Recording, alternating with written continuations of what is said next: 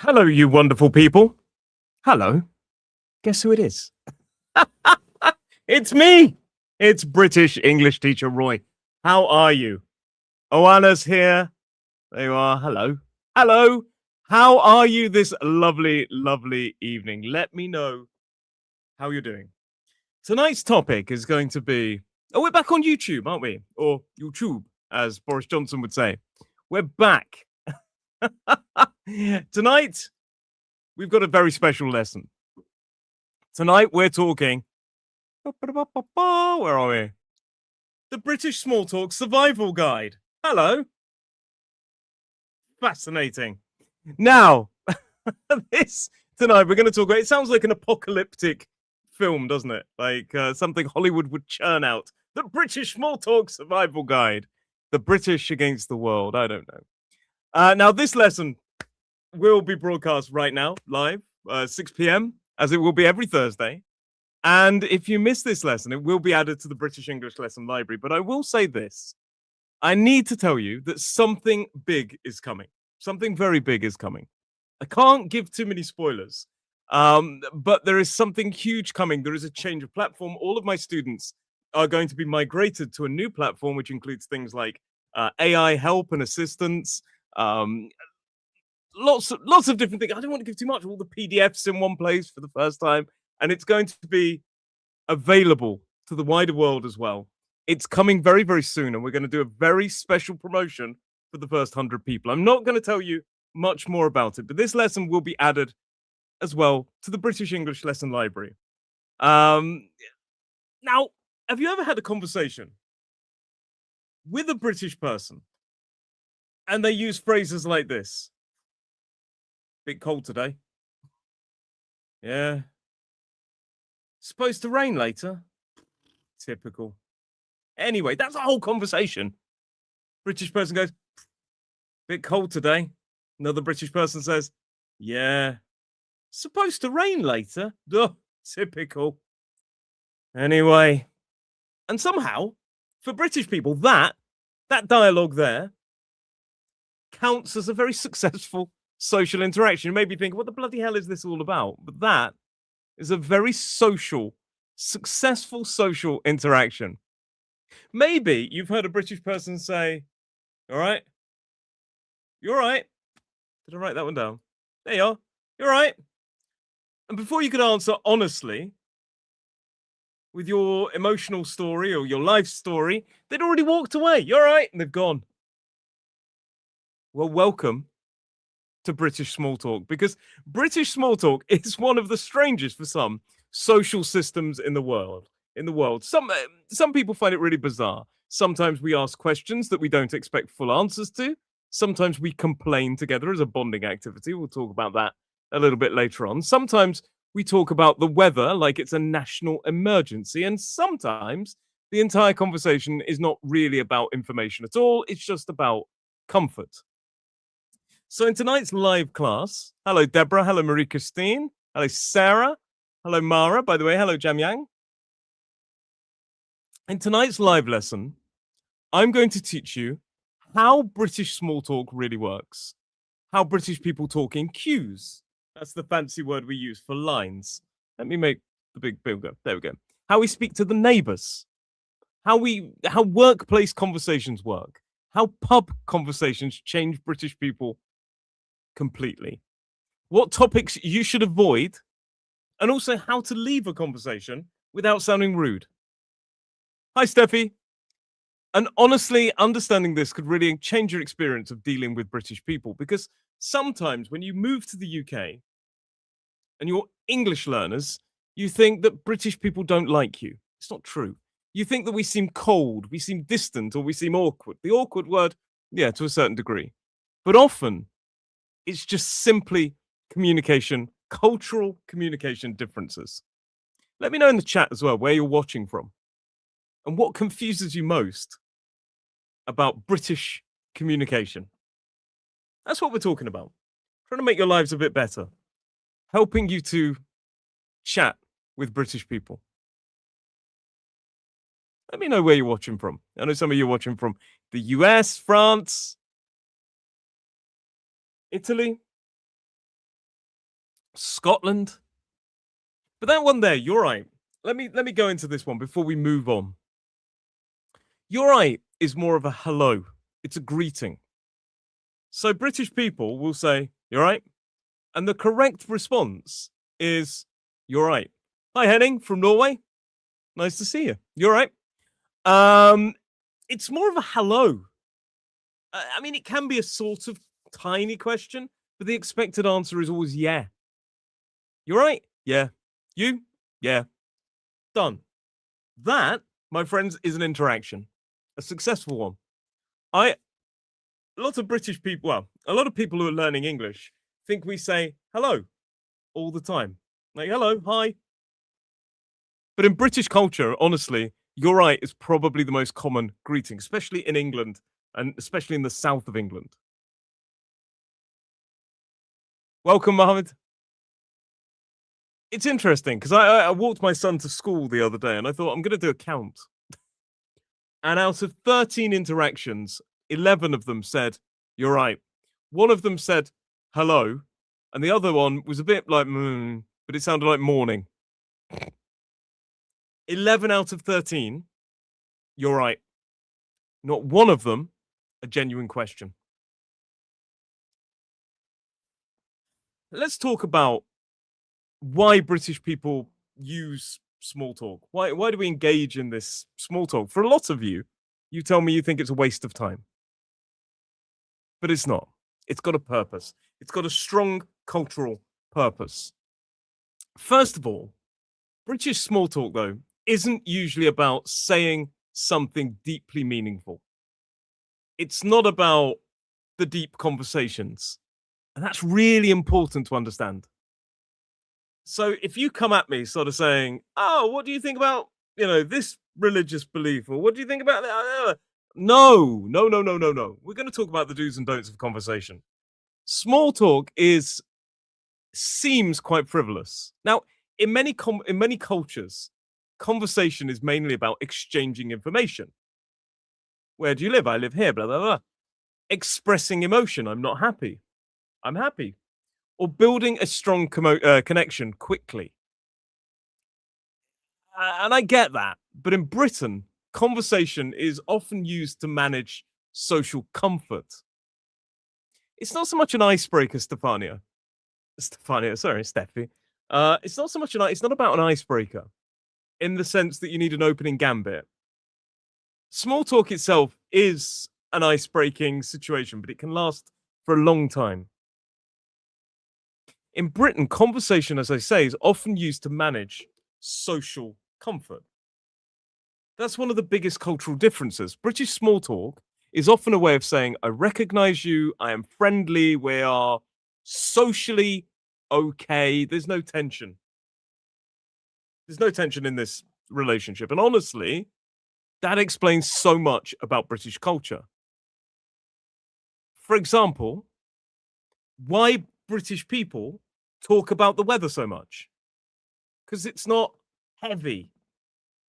And I'll be honest, Steffi said it's an icebreaker. Well, an icebreaker leads to other things, but I've had this kind of social level of interaction of like, oh, weather for people I've known, not no. They're not, they're not somebody, just somebody I see in the street that I kind of have a quick hello with. That's the kind of conversation that can go on for years. Because we're not getting anywhere. It's just more about like, oh, everything's all right. It's all cool. It's like saying it, everything's okay. People around the world joke about British weather conversations. But weather is emotionally safe. Nobody gets offended. It's not attacking a political figure that I may or may not like. It's not, questioning my beliefs. Does it mean you're as cold as ice? No. No, not at all. British people are quite warm. We are warm. But people are going at it. This is the thing, Mabel. This is really interesting. Does it mean we're as cold as ice? No. British people are warm, they're friendly, but you need to build up to that. You need to show them you can respect them as much as they should respect you. It's not instant friendship. And that I think for some people, if you class that as cold, then it's cold. But realistically, we don't waste time building a friendship with somebody we might not become friends with, if that makes any sense. The thing is, as well, weather is emotionally safe. Nobody gets offended, nobody argues, everybody experiences it. And weather is therefore a social glue. British culture, we often value emotional moderation. We tend not to be just emotionally overwhelmed strangers immediately. You talking to me about my beliefs or personal information will overwhelm me. And that will make me think that, yeah, I don't really want to engage too much because it's going to go further and further and further. It's like, think about dating. When you meet somebody for the first time on a date, you don't just immediately try to jump into bed. I'm sorry if, that sounds crude. It's a build up. You get to know whether or not you like the person. It takes time. It takes dates. It's pretty much like that. You're dating the entire British population, apparently, through small talk. In fact, if you don't know somebody very well, suddenly becomes if somebody I don't know very well suddenly becomes extremely emotional or deeply personal, I'd probably feel quite uncomfortable very quickly. They're like, why are you sharing this with me? And it's not because we're bad people. It's because British culture prefers gradual, slow, steady emotional openness, indirectness, subtlety, calmness, understatement. These are core values. There they are on the street. Gradual emotion openness. We don't need to tell me about your, first husband's affair when you were, you don't need to tell me about this on the first thing. That's something I learn over time, should I wish to. Indirectness, not being too like, so what do you think? Subtlety, calmness, understatement. It's why small talk exists. It softens a social situation. And silence in Britain can sometimes feel awkward, although I'm going to tell you, please God, there are some places do not talk.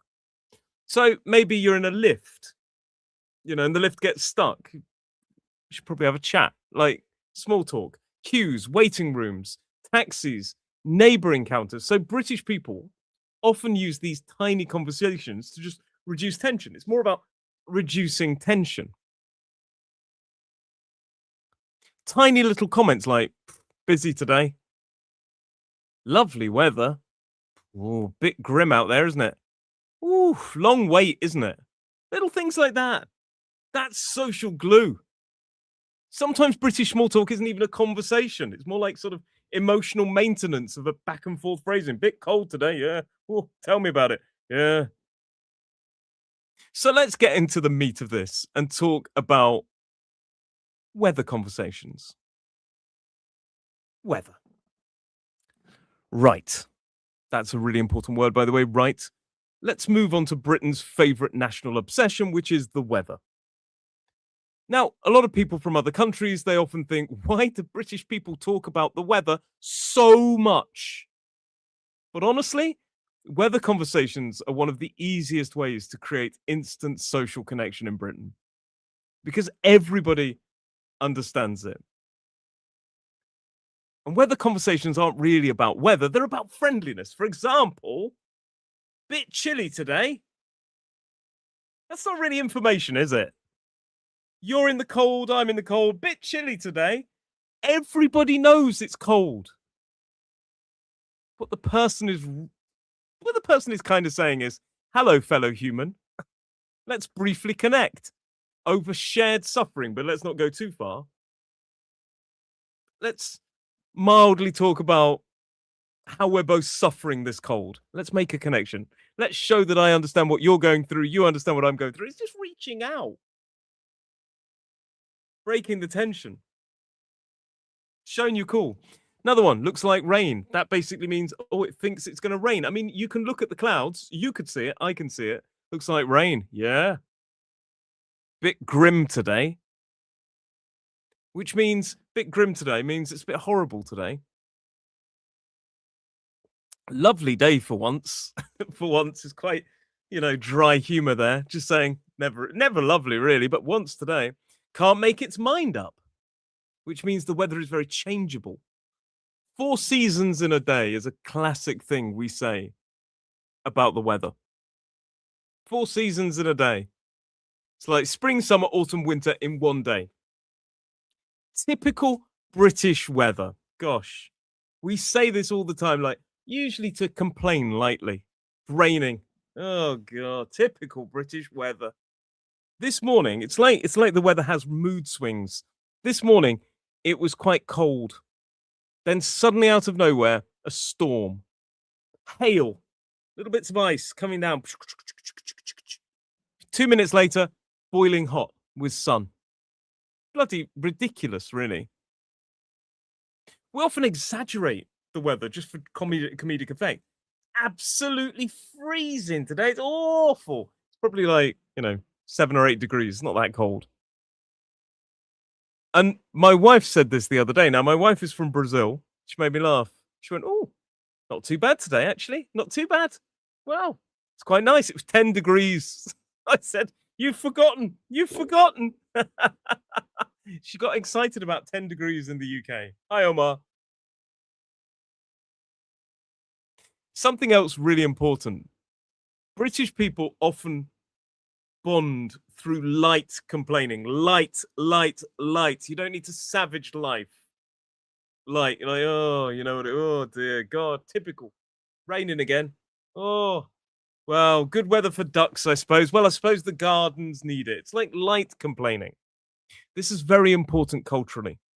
Gentle, and I stress the word gentle, complaining creates social connection. For example, what could we moan about? The weather, trains. God, trains never on time. Trains never on time. Weather, oh, raining again. Queues, bloody hell. Yeah, long queue today, isn't it? Not this queue isn't moving. Traffic, oh, the traffic's awful. Tell me about it. Tell me about it, by the way, as a way of saying I agree. Tell me about it. The prices of things, especially at the moment, everybody likes to complain about the price. Hi, Nelly. The price. How much? And Monday mornings. In fact, mornings in general at work is a common thing. Oh, here we go. Another day, another dollar. Which, yes, I know dollars are American, but we often use this expression to mean another day of work, another bit of money, another day, another dollar. This, like complaining about these things, we don't say the trains are the worst things I've ever experienced in my life. The weather is totally awful. If you go too far, you will upset a British person. If you attack the weather too much and savage it, this is the worst weather. They'll probably say something like, "Oh, where are you from then? Is it better there?" These kind of things. It gets a defensive thing. So it's like light complaining. Oh, whew, can't make its mind up today. That's a brilliant thing to say. Hi, Rosa.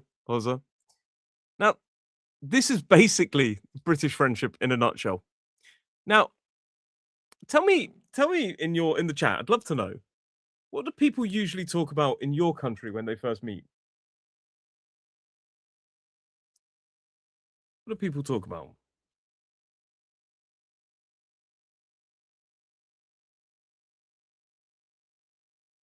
Let me know. Oh, my wife has just sent me a message. What's she sent me for? Probably because I mentioned her.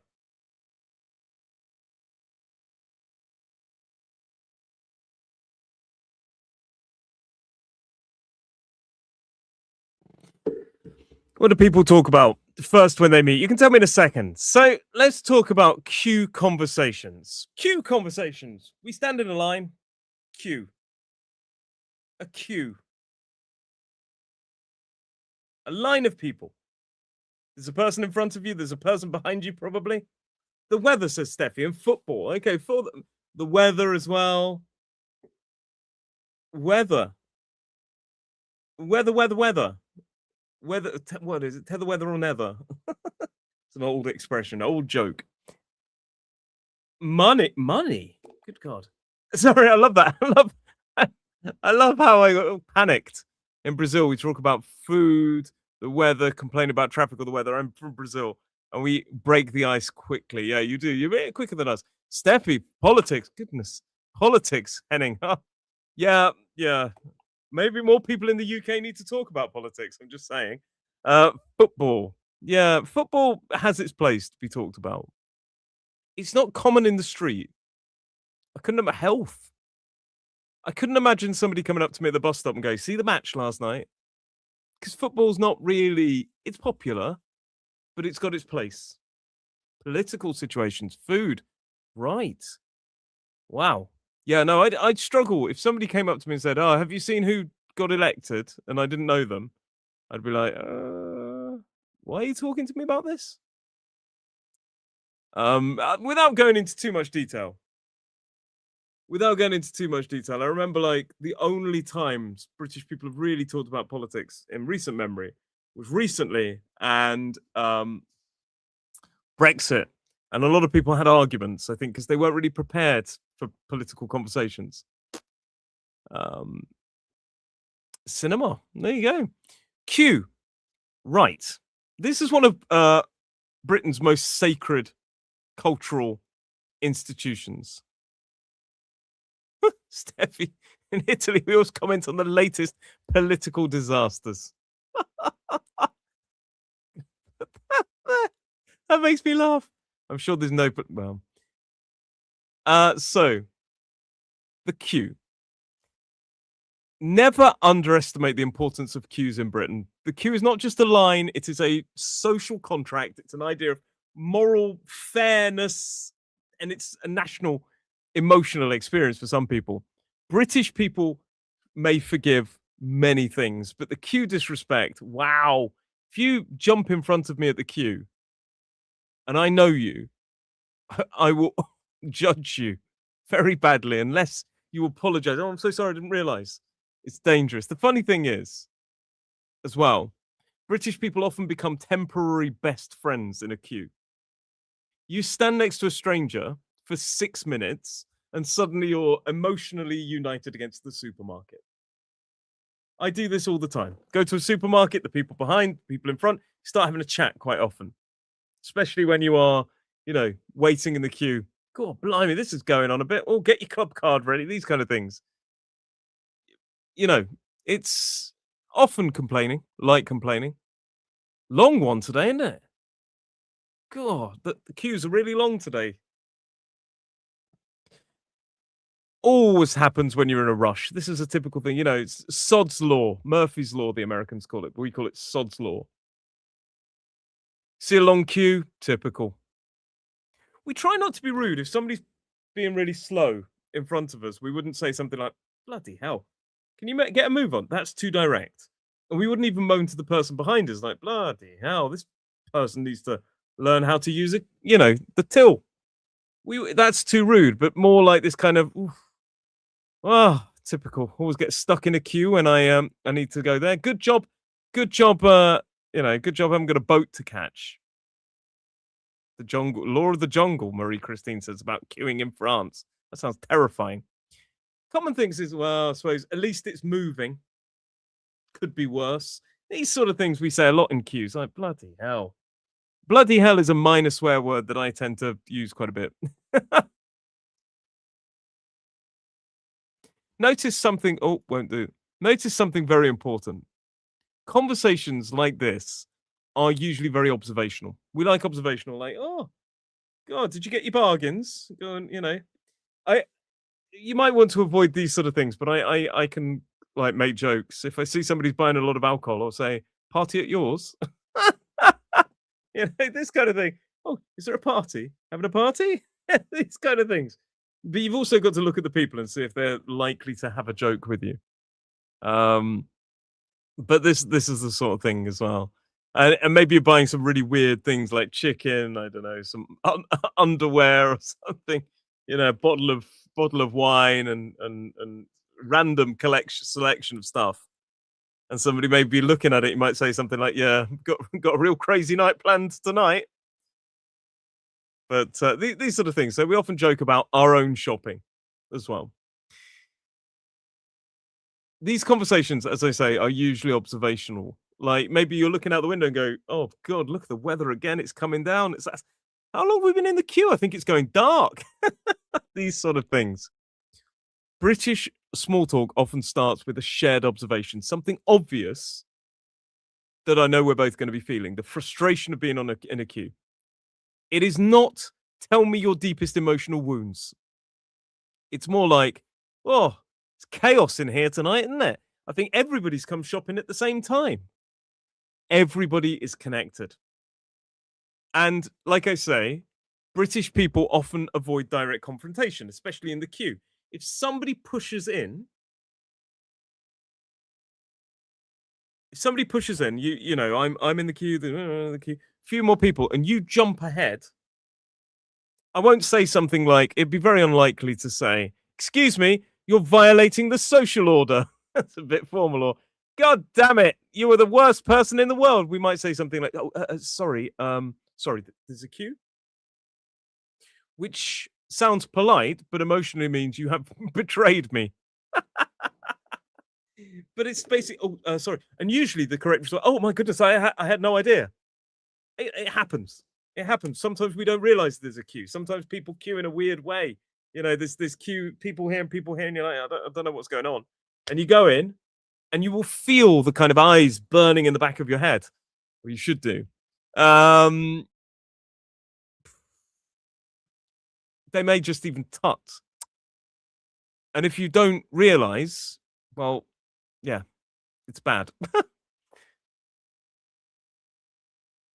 Talking with neighbors is fascinating culturally. Tell me in the comments, do you know your neighbors?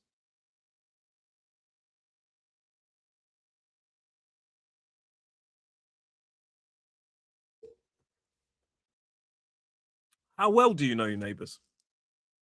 How well?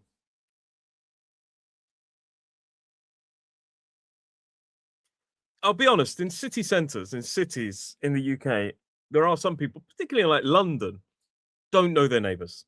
No idea who they are. Seen them. I live in a quieter place. I live on an island, the Isle of Wight, if you want to know. And where I live, I think it's a bit sad if you don't know your neighbors. If I'm honest, it's a bit sad. So I know all of my neighbors. I know them.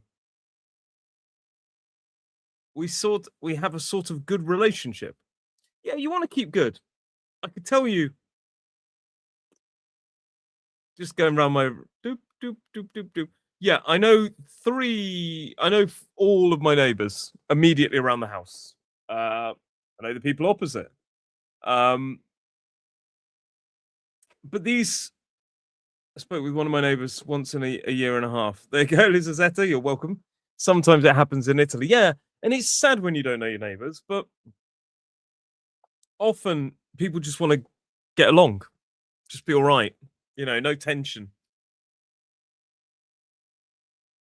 Yeah. Where are you, Elisazetta? People here are so cold. Where are you? Christina says, some of them, we used to know them more back in the old days. I know them very well, and if my son forgot to close the door and my traveling in some distant country, I'd give them the code to the keyboard. That's brilliant. Yeah, that's nice.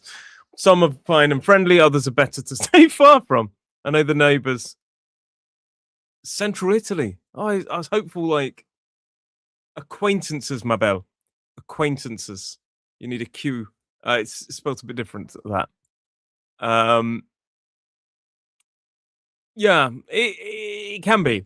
British neighbour relationships, especially in the countryside, outside of the main cities, they're often polite, friendly, cautious, gradual.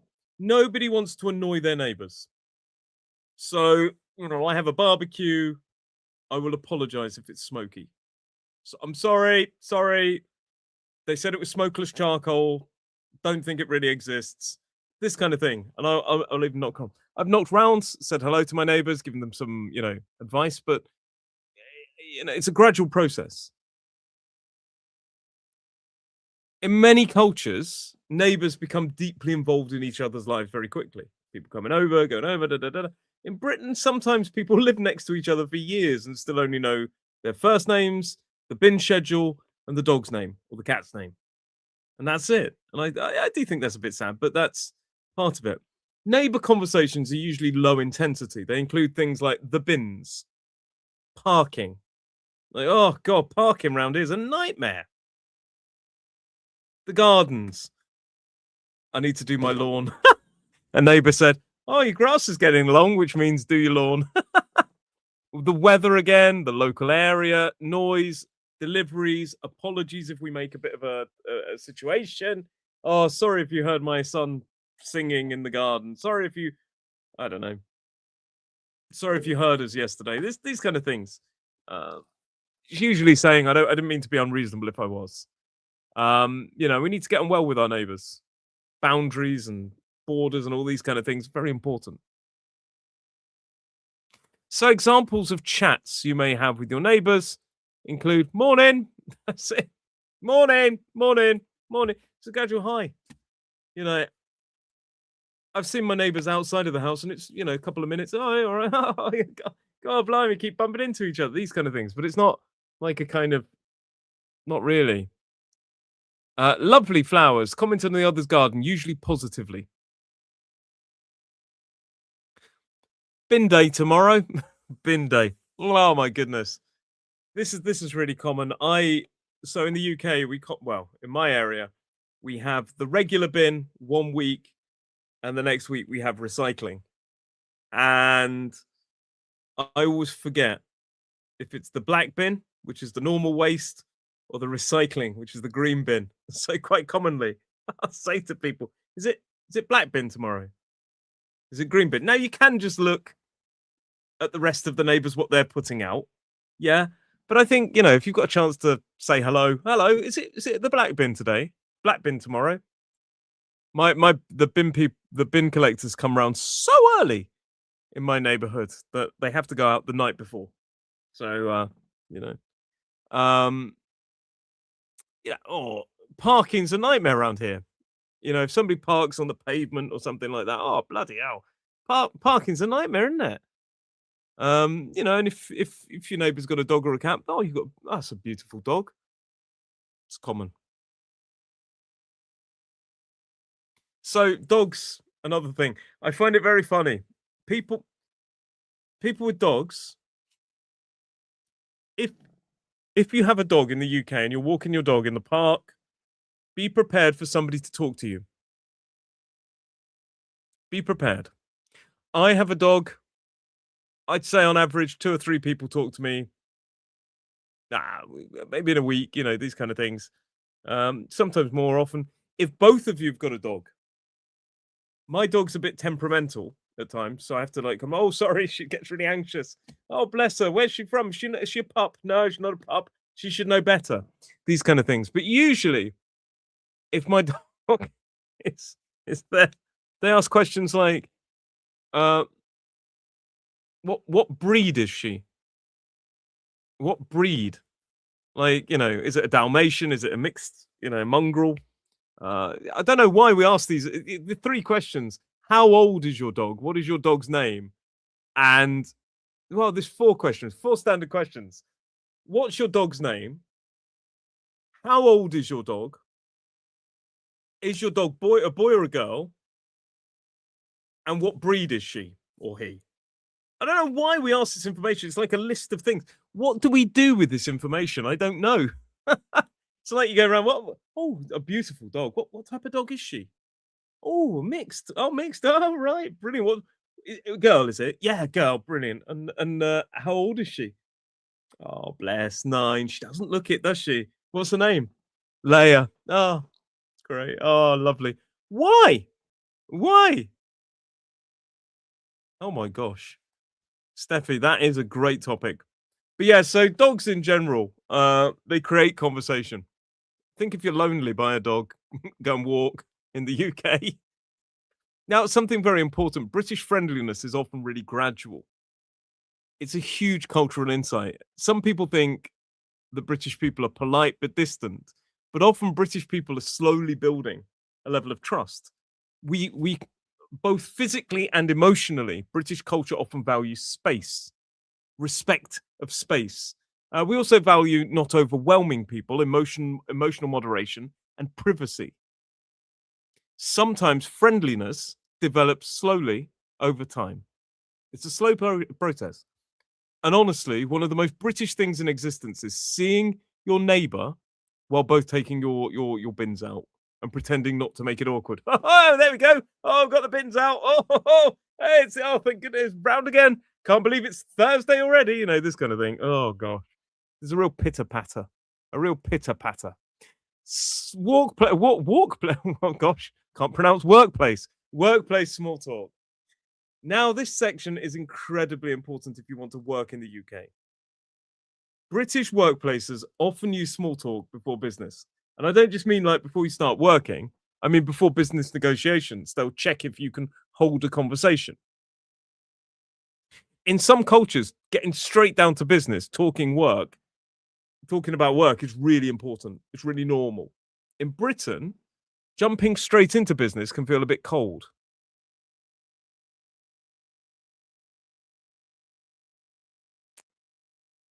Yeah, Sarah says, you ask out of curiosity and beside you need to say something. But I've met so many dogs and I can't remember half their names. Um, although I did see a friend's dog. Massive dog. I'm not joking. It's a huge dog. Just wandering around. It got out. So I took it back home the other day. Huge dog. I'm talking bigger than some people when it stands up on its hind legs. Oh dear. So yeah, and everybody was like running away from it. Bless it. In Britain, we don't often just jump straight into a work chat. I wouldn't go in there. Good morning. I want to talk to you about the latest deal and offer. We'll have a chat. It can feel a bit cold to do that. British workplace chats often say something like, how was your weekend? How's your weekend? You all right? How's your weekend? How are things? You know, these kind of open questions, even emails. Hi, hope you're well. Hi, how was your weekend? Hi, hope you had a nice weekend. So you can ask a question or just give a statement of good intentions. Hi there, hope you had a lovely weekend. Hi there, thanks for replying so quickly. Hi there, hope you're well. There's a level of politeness before business. You know, see a colleague busy today? Yeah, gosh, snowed under. Nobody ever says they're not busy in a workplace. It's dangerous. Busy today? Yeah, I've got a full day. If you say busy today, no, not really. Somebody may hear and then give you more work. Oh, glad it's Friday. Glad it's Friday. That Friday feeling. It's like end of the week. Let's time to party. How are things? Anita says, we don't say thanks God. We say thank God. Thank. No S needed. A man once in an interview said that the best way to meet a woman is to walk with a dog. Marie Christine. Oh, I don't know if I agree with that. And the reason for that is, I'll tell you now. My wife used to get jealous about the people talking to me because of the dog. And what I pointed out is these people aren't talking to me, they're talking to the dog. They will never recognize me without the dog. They only recognize the dog. That guy, I think, is hopeful at best. A lot of British phrases happen in the workplace. Things like, how are you? Yeah, living the dream. British people in workplaces are often quite downbeat. And I think it's a mixture of trying to blend in as if we know, oh yeah, work's not, not just for fun. It's a bit hard at times. Living the dream, sarcastically. Nobody's ever like, oh, I love my job. I think we do, but we don't do that internally in work. Externally, maybe, but not internally. How are you? Yeah, no, really good. Yeah, no, just working hard, Be careful with some phrases, working hard or hardly working. These are tricky phrases that can irk your boss if they listen to it. Living the dream is okay. Living my best life. Gosh, that's a vapid phrase, but some people will use it. Living the dream means I'm emotionally surviving. And that word surviving. I once had a job years ago. And the guy always used to ask me, how are you? And then after a while, he would start. He didn't ask me how are you anymore. He said, "Hey, you surviving? Surviving?" And I realized that that was the time I needed to move on from that job. Because every day he'd be like, "How are you?" "Yeah, surviving." And he realized it was a thing that I was just saying surviving. Not good. Thriving, not surviving. That's what you want. So the fact I was saying surviving probably told him more about my mental headspace. And by proxy, I realized because he kept repeating it back. Coffee machine conversations, work, water tower conversations, a huge part of British workplace culture. The topics I would say to talk about in the workplace: weather, trains, tiredness, maybe. Oh, I'm shattered this morning. Oh, I'm shattered at the end of the day. You don't want to, say you're too, oh, I don't think I can work today. I'm too tired, but I have a nap. Oh, I actually just genuinely did yawn. Weekend plans, fine holidays, TV, traffic. Often people complain carefully, though, together. Not aggressively, just gentle complaints. Oh, long week ahead. Bit busy. Oh, these emails never stop. Bit busy. It creates a kind of social bonding. It creates a social bonding. Now, making people cups of tea. But I would say, again, even in workplaces, a careful bit of complaining. Everybody knows days are hard and can really work. What surprises you most about workplace? That I've just told you, that complaining is fine. We don't get straight down to business. What surprised you the most? Projects for next holidays was often a subject of conversation between my colleagues. Really? Yeah, yeah. I suppose we could. We'd usually say, what are you doing for Christmas?" or "What are you doing? You know, doing anything nice for the bank holiday?" Not really. Got anything planned for the weekend? Just same old, really. Usually, it's quite downbeat when we're talking about positive things because we don't want people to resent us. What surprised you most about the information I've just told you? Let me know. Maybe everything was normal.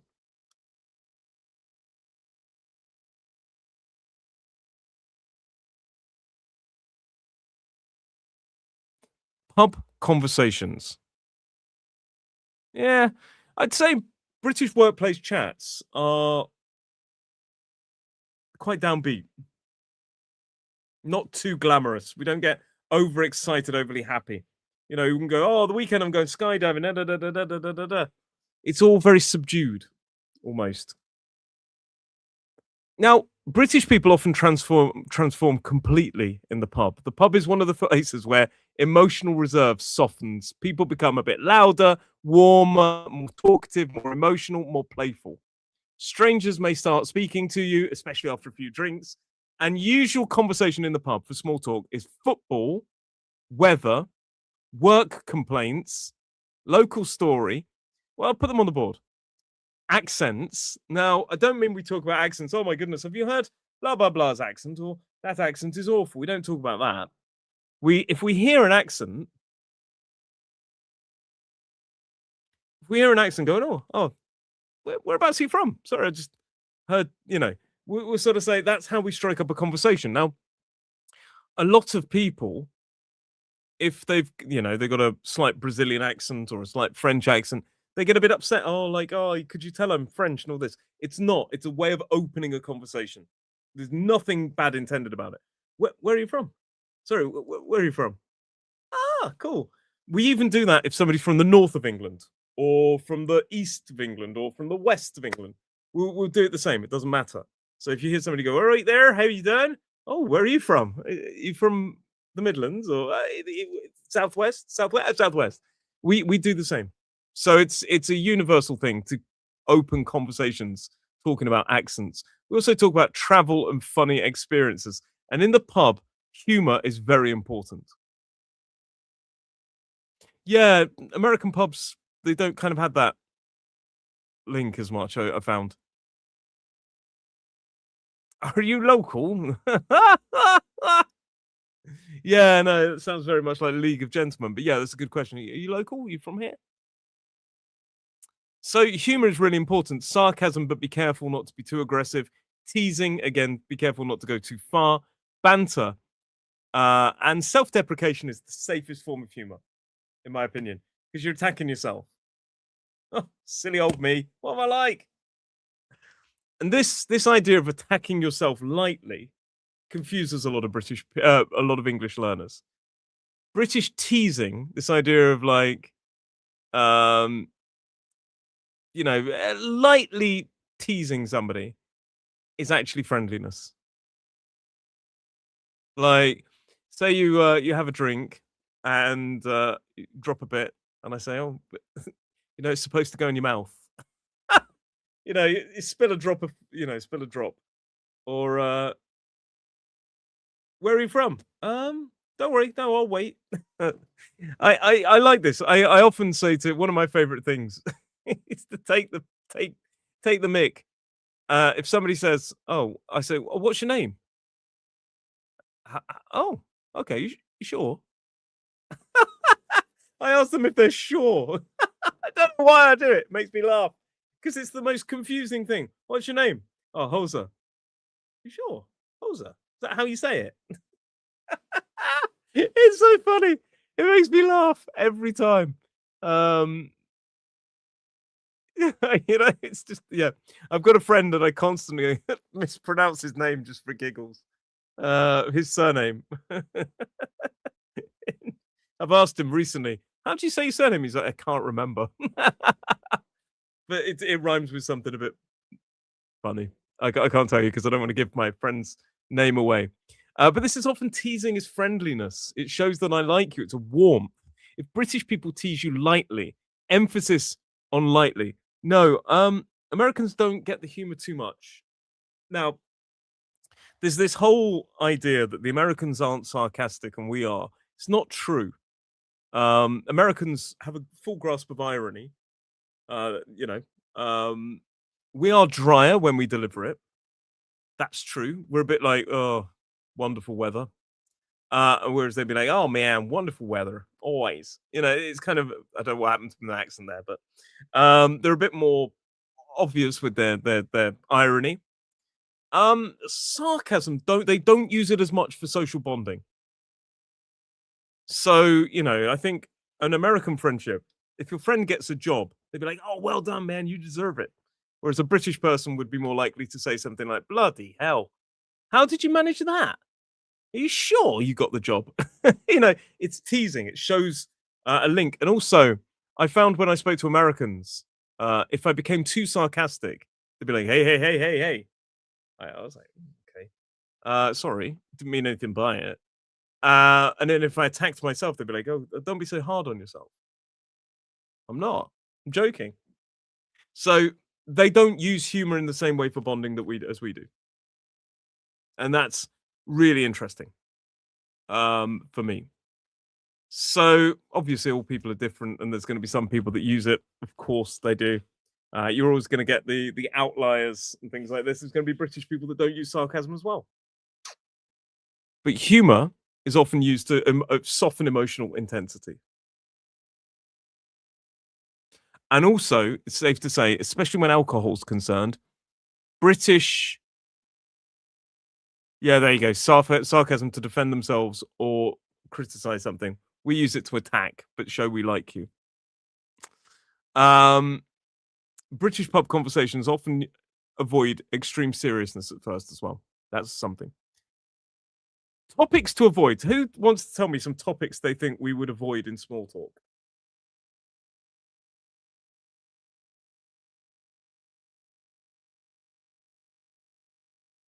What topics do you think we should avoid?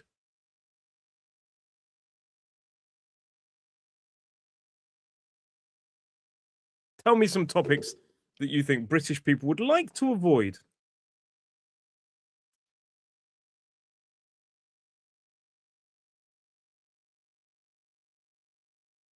Anybody? Let- Politics. Politics. Politics. Yes, avoid politics. Religion, says Marie Christine. Yes, avoid religion. Nothing, it's personal. Age, weight. Good, Shem? Politics and religion. There's some other ones as well.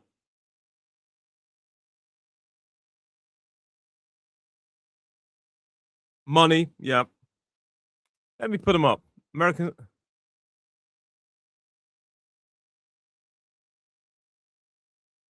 Sex, politics, religion, and money.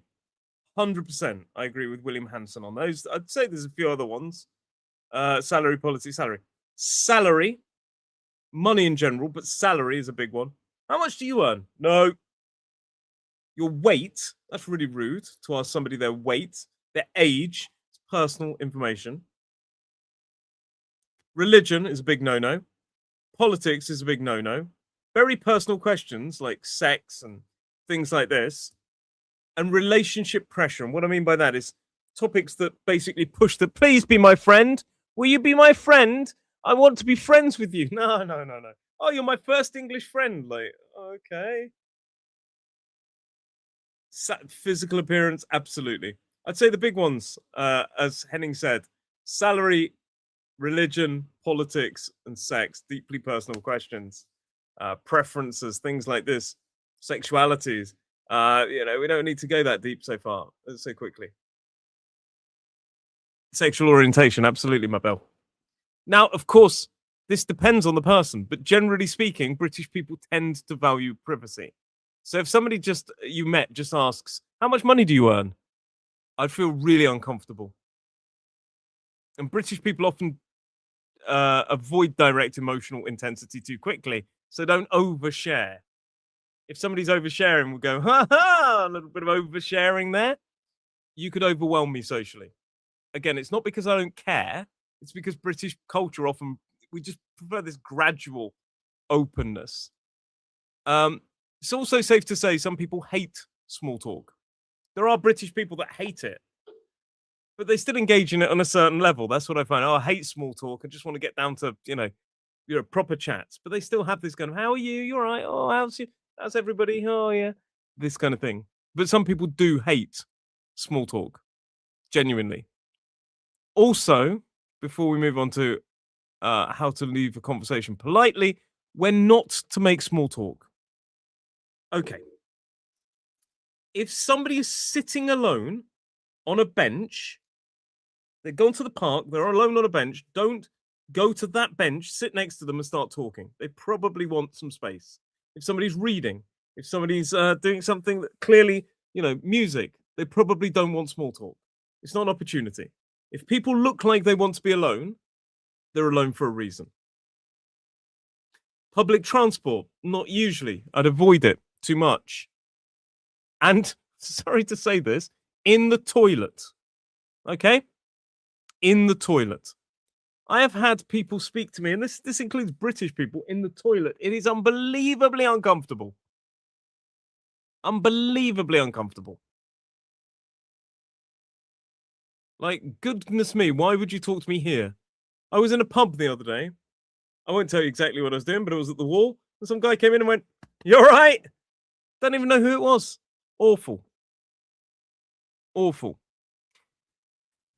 Now, before we leave today, I will tell you how to leave conversations politely. This is one of the most useful British social skills. British people rarely end conversations directly. We don't usually say, "Right, I'm going. I want to end now. Sorry, got to go." We'll say something like, "Anyway, right then. Ooh, suppose I'd better be suppose I better get going. I won't keep you." We often put the emphasis on the other person, like we're doing you a favor. Well, look, I'll let you get on. Lovely chatting, but I need to say goodbye to somebody. I'll catch you later. But the most British of all,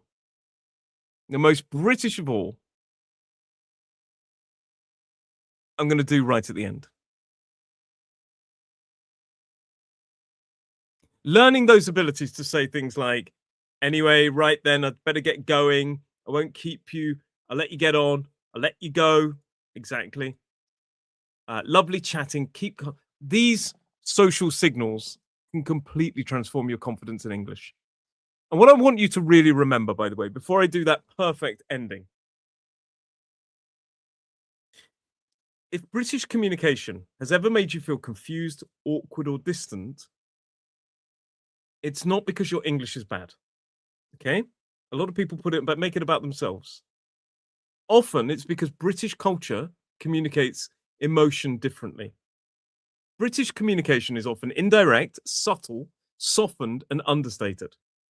And once you begin understanding the hidden social rules behind the language, suddenly everything starts making more sense. So I want to say thank you very much. Before I do that perfect exit, thank you very much for joining me tonight. You are wonderful people.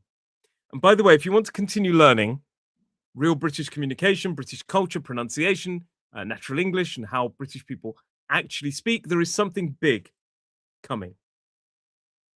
Something big coming. Over the next few weeks, we'll be announcing something big.